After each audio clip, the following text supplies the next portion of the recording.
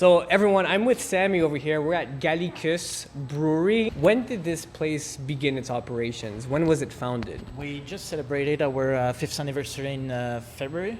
So we turned 5, opened in early 2019, and we were just 2 people at the very beginning. And the idea was just to open a craft brewery in the heart of the Plateau, which is a new development or recent development in Gatineau. And we are dedicated in doing all the trendy beers you can find, but also trying to work on a barrel aging program, so trying to develop more niched beers and just having fun doing some assemblage, some blending, and that's our fun, that's our goal. Awesome. And if I'm not mistaken, most of these beers, if not all of them, are brewed in-house here? Yeah, absolutely. Yeah. So that's a craft brewery, so we do all our production here.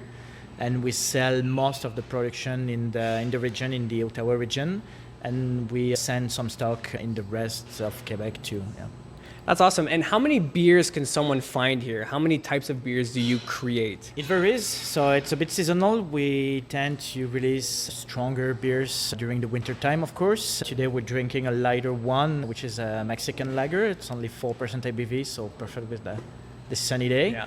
But when people come here, they're usually gonna find 15 to 25 different beers, because we've got a lot of barrel-aged beers in bottle. So we just take time to release them, and we try to make sure every time someone comes back, they could find something different and find a good reason to come to the brewery. Good stuff. And what's your experience with brewing beers and stuff like that?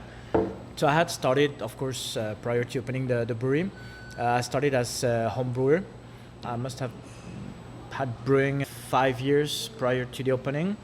And I went to France to a University La Rochelle, to do a diploma in brewing operations. Wow. So I wanted to be sure to get as many knowledge as I could before I opened the place. Yeah. So that's interesting. You actually got a diploma in France. Yeah. To basically have all the knowledge that you can to brew some Yeah, beers. because at the time, as back in 2016, we didn't have any diploma, any institute in Quebec. Okay. And nowadays there's one in Jonquière next to Lac Saint-Jean. Mm-hmm. The only other option was in Niagara College, but it was a long diploma. That was a master degree, and that was 2 years. Okay. So I wanted something that could wrap all the knowledge in a shorter amount of time. Tell me a little bit about this place in and of itself. So I know you brew your beers here, but like, how does it serve customers, and what can people expect coming here? So that's definitely a bit off the beaten track. Okay. Yeah. So you have to pinpoint on the map and truly look for us. So we try to work on this downside. That's one of our weakness. So we do a lot of events. For instance, last weekend we had some spinning and beer. So we have a local spinning club coming here. Sometimes we've got yoga and beer. We try to get some outdoorsy activity. This winter we did some cold bath and beer. So just trying to give people more than one reason, not just having a beer. So of course socializing and enjoying craft beer, but also having more fun and doing either sport or cultural thing at the brewery. Mm-hmm. Do you think that it's a very Outaouais, Gatineau thing to have like an outdoorsy event followed by delicious beer tasting afterwards? Is that very much on brand for Outaouais? Good question. I don't know much about the Ottawa breweries and if they do this kind of things. Definitely, it's a concept that works for us because we are in an industrial area, so definitely not downtown like Flora Hall can be in Ottawa, for instance. We're not walking distance of anything. Mm-hmm. So cycling is the minimum. Taking your car is definitely the solution. And so trying to balance this ride with something different and That's interesting. No, that's really cool. And I wanted to like really emphasize that because like you mentioned, there's walking distance breweries downtown Ottawa. Mm-hmm. Ottawa does have some craft brewers. However, here, what I find really unique, and you really have to look for it, but this is why we're talking about it, is that there's amazing, unique events And I'll say it myself. I was actually at one of the Cold Plunge and Beers. Oh yeah. But it's such a fun event. You know what I mean? Like I Absolutely. really enjoyed myself. There was like ice baths, there was saunas, there was a fire, there was beer. Honestly, it was an amazing social event. Yeah. And I think this place is great for that because it is an industrial location and you get to do things that you might not be able to do downtown Ottawa. No, right? exactly. So, Yeah. downtown Ottawa, sure, you can have a beer, you can walk around, but this place is nice because you can have Thanks. a sauna. Thank you. Right? That's Yeah, pretty yeah. cool. You mentioned that you have sometimes on average 25 different beers, right? If Yeah. I'm not mistaken. Okay, but where can people find these drinks? Are these mostly localized here or can people find it all across the region? No, all across the region. So we try to work with as many restaurants and bars as we can. So you can find our beer in Vieux Hall, most of the bars over there. We've got all the IGAs in the region, the Okay. Metro, some convenience stores such as Rapido, Brewer. In some spa, we are at the Koena. We may start selling also at the Nordic. Wow. Yeah, so we try to work with as many places in the region as we can. Okay. And it's just more delightful to deal with local people and see them in person Yep. than dealing long distance deliveries in Montreal or even Quebec City. Yep. And the further you go, the less popular you are. There is a kind of fierce competition in Quebec at the moment. Okay. The market hasn't grown as much as the number of breweries.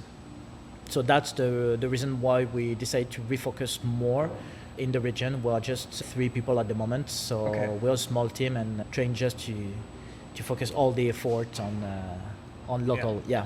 Okay, great. And when can people actually stop by and, have sample your beers? When can people drop in and check this place out? So there are 2 things. You can either have tours with Aventure Outaouais or Brew Donkey. They do some tours here. So basically you buy your ticket. It's a bus doing 3-4 stops to different breweries. So that's if you want to just a no-brainer and go with friends and you can have a drink and not drive after. Yep. Or the tap room is open Thursday to Saturday from 2 p.m. to 8 p.m. at the moment. Okay. And you can just come, sit and enjoy any of the beer. We've got 12 on tap, but we can also open the one in bottle, the barrel-aged ones too. We mentioned about tours like Brew Donkey and Yeah. et cetera, but people who come here, what can they expect outside of the events, let's say, or actually with including the events that you host, which is like the yoga and the spin? What Yeah. can people expect coming here? Because it's not a traditional brewery. It's very unique. You're in the middle of a setup, where you've got all the barrels, the production room is just behind. So usually when the tap room is open, the production is off, so that's more enjoyable, let's Okay. say. But I try to be as much as I can here. There's Albert, who's our sales manager and marketing manager too. So usually when you come here, you're talking to people who truly work at the brewery and Yeah. know their beer, know the history of each beer and of the brewery. Yeah. So that's also a learning experience you can get, and we are always open to give you a tour of the brewery just on the fly and just showing the setup and answering the question. It's our pleasure. That's really cool. So people can feel more than welcome to come here. Absolutely. Really take a look at your operations. And I have a question about your operations. I was Yeah. curious, how many hours do you basically keep the production line going every week? We're not such a big brewery, so summertime, of course, there is a peak of production. Yeah. So we're gonna brew 3 to 4 times a week. Okay. During wintertime, it's gonna be 1 to twice a week. Okay. And it's allow us to work more on the barrels, so doing sampling, assemblage. So we're always busy, but different in different ways and with different peak of production, of course. Tell me about the barrel aging. What does that look like? Yeah. So basically, that's hard to put in a nutshell in 2 minutes. But let's say you've got 2 ways of using oak barrels.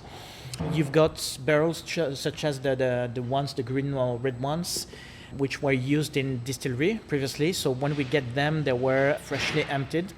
So we're gonna put usually darker beers into those barrels, and the idea is to get the flavors from the spirit to give more complexity to the beer, typically a Baltic Porter, Imperial Stout, Imperial Gose. Or we can use also wine barrels. Usually we tend to put some bacteria or wild yeast in it for 2 reasons. First, to avoid to contaminate fermenters. Second, because those yeasts tend to work at a slower pace. So they require 6 months, 1 year, sometimes 2 years to get a beer fully ready. So we can just put it in those barrels, let them work, and come back. Usually every quarter we're gonna sample the barrel, Wow. dip, and see how it evolves. And when it's to our taste, we just rack them out and bottle them. That's cool. And so people can find those typically mostly in like metros and IGAs. Those or Usually mostly those here. beers, because they are a bit more pricey, they are in bottles instead of cans. Okay. We sell them to convenience stores where people can give good advice on what the beer is actually. Or we truly love to plug some kegs here at the brewery and just sell it from the brewery. So we've got time to explain what we were looking for, what it tastes, why it tastes that way, more acidic, sometimes more leathery in flavor, more oaky. And so people can just learn about it and understand what's behind instead of just thinking that's maybe a spoiled beer or... Yeah. Where do you source your ingredients? Is it like a local or? It's getting more and more local. So for the hops, from day one, I was buying a good portion of it from a hop yard called Lupuline. They are in Pontiac. Oh, wow. So just across Whitewater, the Whitewater Brewery. So that's around Petawawa probably. So it's 2 hours and a half going up the Ottawa River. Okay. And for the malt, we started a few months ago working with a local maltster from Arnprior in Ontario. Okay. So for the malt, I would say 95% to 100% of the malt are local in less than a 100-kilometer radius. For the hops, it depends. When we do some New England IPAs, so those very hazy, very fruity beers, we have to use some varieties coming from Australia, from Oregon, or the northwest of the US, Okay. because they are patented hops, so you couldn't grow them here. Okay. But when we don't brew those kind of beers, we try to always select things which are local. Yeah. That's really cool. Is there anything else that you'd want to say to either current or potential future clients? Yeah, just you can cross the river. We're fully bilingual. You're more than welcome to visit us and have a drink, spend some time, and we'll be delighted to have a chat with you, to show you around, and hopefully you can go with some beers or some style of beers you just didn't know about, and you will have enjoyed it here. That's awesome. Well, Sammy, thank you so much. Thanks, a pleasure. And cheers. Cheers. Cheers. Cheers again. Thank you so much. Cheers everybody.